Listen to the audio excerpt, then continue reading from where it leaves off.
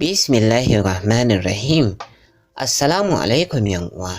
Barkamu da sake kasancewa a cikin wannan labari namu mai suna ajalansu kashi na 77 wanda marubuciya Surayya MS ta rubuta muke kawo muku shi a wannan dandalin namu na YouTube mai suna Duniyar Hausa Novels domin nishadinku. Ni ne naku kamar kullum Abba Apex. Nake farin cikin kasancewa da ku kuma nake muku fatan alkhairi a koda yaushe.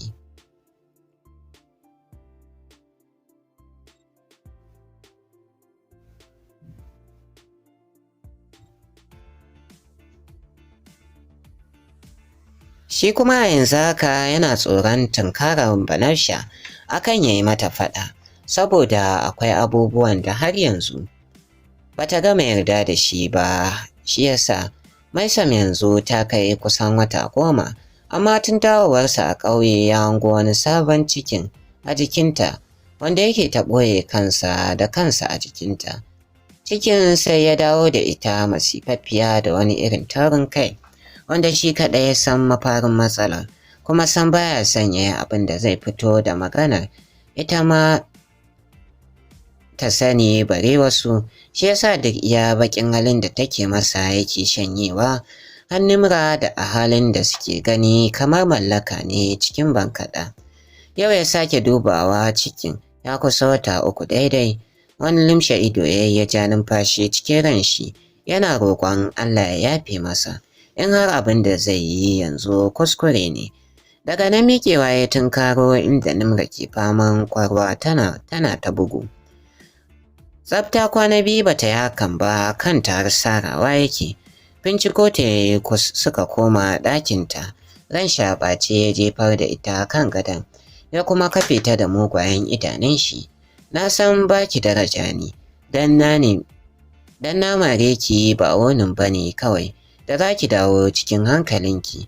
Barin gaya miki, wallahi idan kika sa hannunki akan yarinyar nan sai dai uwarki ta haifo wata mai sunanki, amma baki ba. Ratayin koro ya wani haɗa ta da bayan hannun shi. Da wuri ta gurfana ta tsala ihu. Ya saki ya ce, ina tunanin kina son faɗa ko? Ai ga fili ga doki. Rana bata fito ba don kulle kofa ta yi, tana tunanin abubuwa da yawa wanda suka kusa sa ta kautar da tarbiyyarta ta hanyar shan giya, sai dai bata sha ɗin ba ta yi bacci. Ɓangaren Banafsha kuwa za ka sha mamakin yadda ta aje komai da ya faru ranar a gefe. Har ta sako kicin ta juye sauran dankalin da ta soya a woma tana ɗumamawa. Tsaban yadda kamshi ke gama tukunya sama-sama yana ƙoƙarin kaiwa ke mata wani iri har ya shigo kicin ɗin saboda abin ya dame shi.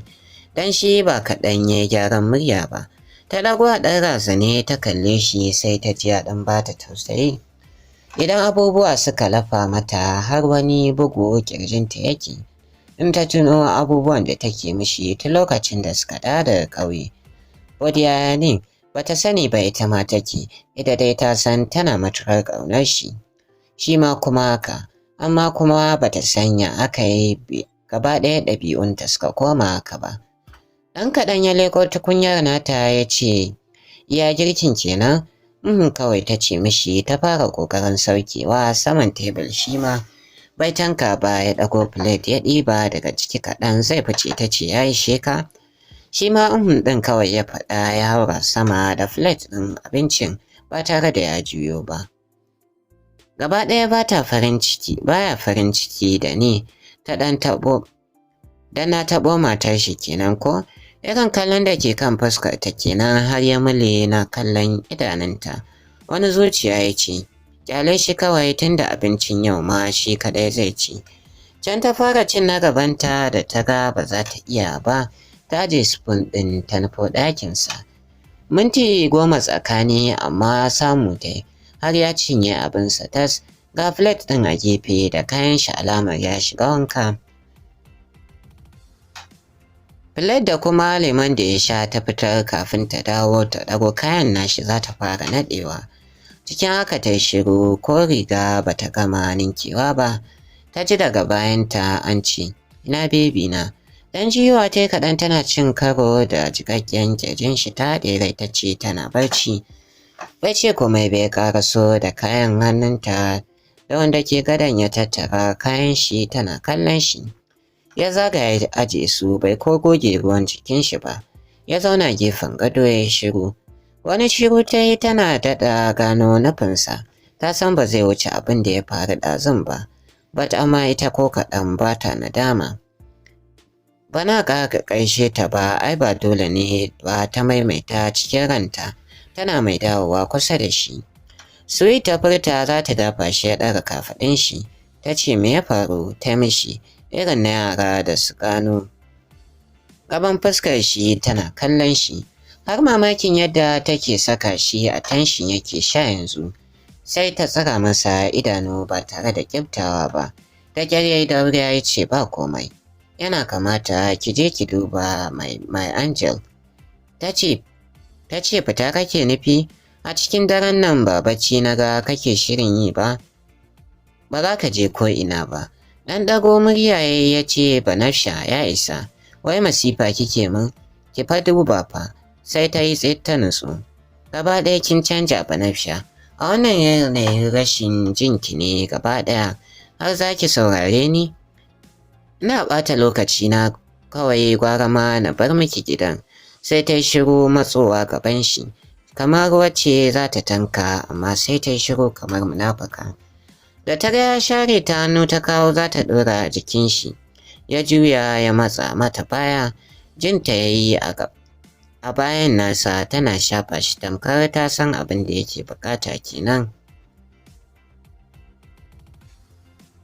Kin sani muddin kika yi irin wannan abin ba daɗi nake ji ba, ya kamata ki zauna lafiya a gida. Shiru yana kallonta tunaninsa yadda zai gaya mata tana ɗauke da ciki ya san in ma irin cikin mai ɓoyen nan ne nan da wata 6 zai nuna kanshi.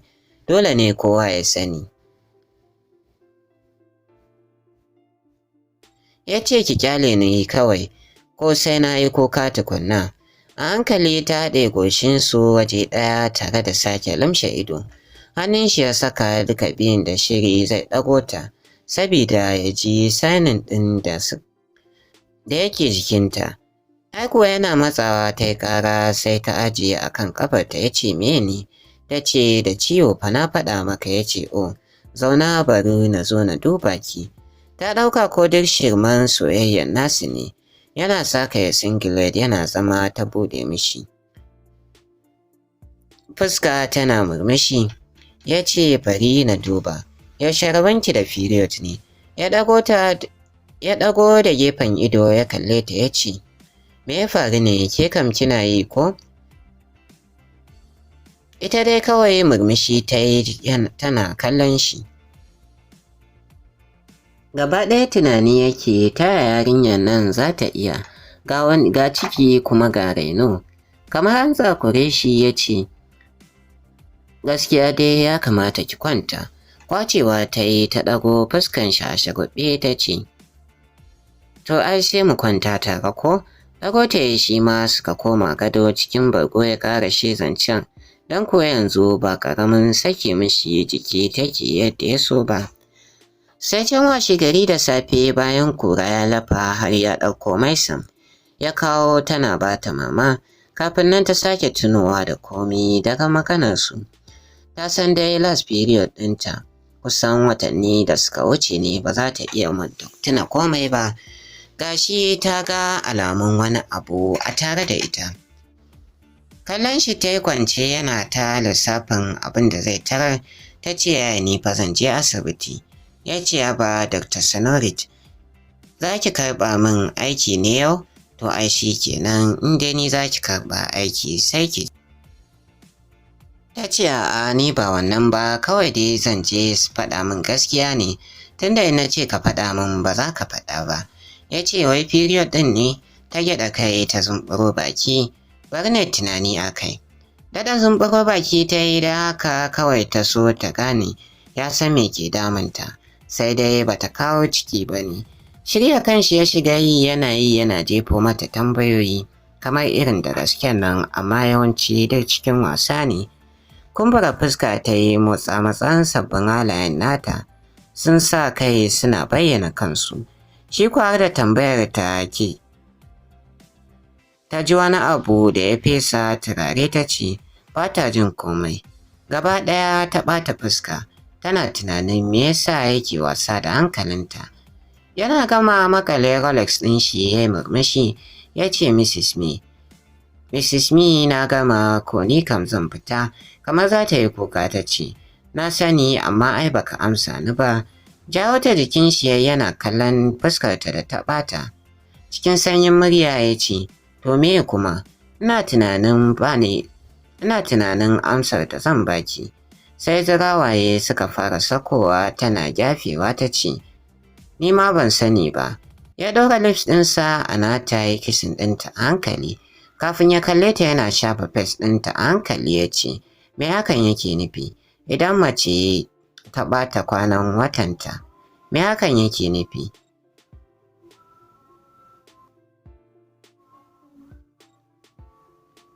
Ban sani ba ma ko Mario ne a cikin cikin naki yake gyam, shi yasa yake rike miki al'adan taki.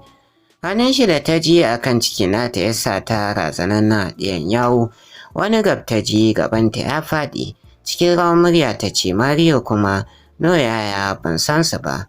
Ta ɗan tura hannun shi ta juya gefe tana tuna wa ƙwaƙwalwarta ɗaukar manufar maganar nashi. Kenan yana nufin ciki ne da ni? Taɓe baki ta yi, ya sani. Ba zai ci gaba da ɓoye mata ba, dole su sanya za su yi.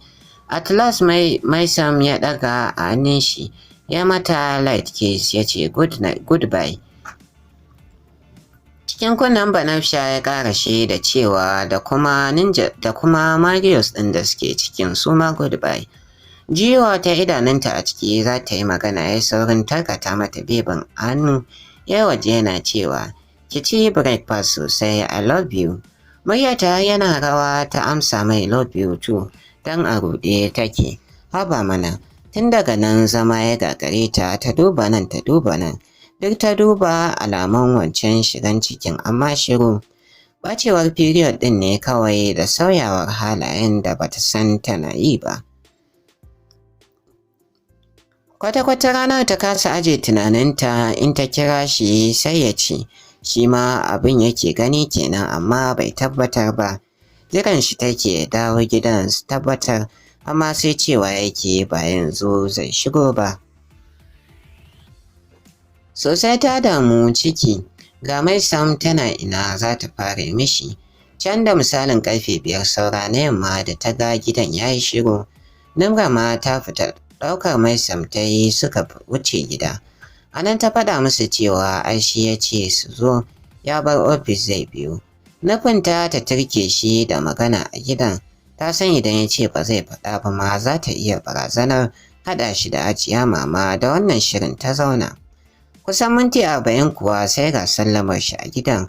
Ba wai bata ji fargabar zuwa da ta yi ba ne, amma lallai yau tana so ta ji gaskiyar wasan da ya fara mata ɗazun. Ɗaki ta sabule ta shiga ta bar shi da su a falo, bata san ko tsabarsa abin a rai ba ne, amma tana kawo wakan a ranta, sai ta fara jin yanayin kamar ciki ne a jikinta. Bai daɗe da sakin Maisam bakin nono ba, amma tana so ta bata yanzu abu ne ke neman gagararta. Sai bata fara tsotsa can ba sai ta ɗan zare tana jiyo zafi sosai a jikinta. Har suka shigo suka same ta su ukun. Hajiya mama ta san ta da kunya don haka sai ta ga kamar ɓoye maman kawai take, ba ta sakewa da shi a gabansu. Hannu ya mika yana taba baki ko a jikin shi ya ce to bani ita. Ta ɗago ta kalle shi cikin murya kuka ta ce, mama fa nake bata bata ƙoshi ba.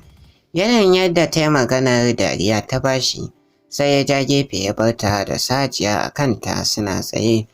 Banafsha ki bata mana, sai ta ki san in aka ce kawo bebin ta ce a'a bata ƙoshi ba. Gashi in suka haɗe ido sai ta ga kamar yana dariya, don haka hawaye kawai take sakewa. Hajiya ta ce, ko dai irin faɗan nan naku za ku ɗaura ma yarinya kuna walar da ita akan a bata abinci. Ni ban ga me kike yi a nan ba. Hajiya ta sa hannu za ta karɓa ta ce a ajiya tana sha. In ta kama sosai zai yi zafi. Hajiyan birni ta ɗago daga gefe ta ce, dama ciwo yake miki? Kamar wadda aka ce ta kalle shi dariyar shi ma ya yi ƙasa-ƙasa. Ya san yanzu kam ta ɗago. Aje bebin ta yi kamar wacce aka yi magori ta fashe musu da kuka. Nan suka lura da dariyar nashi, a yayin da yake ɗauke bebin shi yana mata, ya ce mata mummuma mu ji. A nan suka turke ta da kyar ta musu bayanin ciki ne da ita amma ba ta tabbatar ba. Daga nan tun kafin ta fara sawa a ranta ba za ta iya riƙewa ba suka cusa mata. Saɓanin shi ya da mata toshiyar bakin cewa za su riƙe mai sam har ta haihu ba abin da zai same ta. Shi ku ya daɗe a waje yana jiran su ba su fito ba. Cikin motar bebe ɗin ya shimfiɗe ta daidai zai ɗauki niyyar alwala. Sai ga motar dat ɗin shi cikin girmamawa da labdabtawa kamar yadda suka saba aka gaisa sannan suka yi sallah tare.